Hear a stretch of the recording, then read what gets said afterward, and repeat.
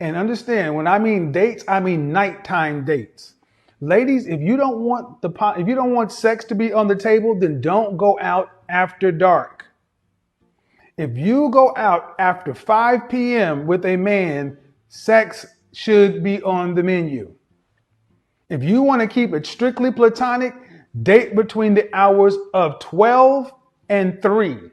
You all say that I hate men. This is male hatred right here. Because basically, the premise underneath all of this is that men are wild beasts and animals that cannot control themselves once the night falls. And that if you don't want to have to lay someone's son to rest,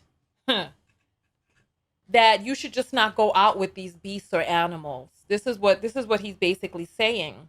And he doesn't see how this is problematic on so many levels. Men, do you co-sign this? That a woman should not go out with you after 3 p.m.? Somebody sent me a video, and it was a gentleman telling women that if they don't want to sleep with a man, not to go on a date after 5 p.m. I'm all for personal responsibility. So what I'm finally realizing is what women have been telling me all along. Is how about we stop telling women to have these crazy restrictions, and we start telling men to be more responsible, to grow up, and to mature. How about we tell men that just because you take a woman on a date at 7 p.m., it doesn't mean she owes you her body. Exactly. We got to do better. Exactly. We got to keep growing.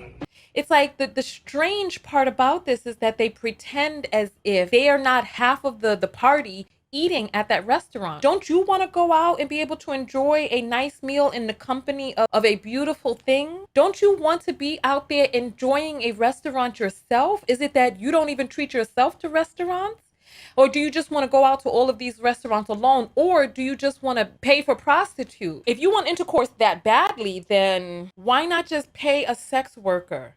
And this guy is talking about, I understand what women been telling me all along. So what did you think, that women were just making it up for shits and giggles? That they were, it's like, this is the thing. You can tell them your pain and what's going on and all of the things that are troubling you, but then they'll be like, well, I don't believe that that really happens. Oh, you should have chosen better. Oh, this, that, and the other. But then, you know, these sickos come out with this motif, and then all of a sudden, then they're like, oh yeah, I understand what you're saying now.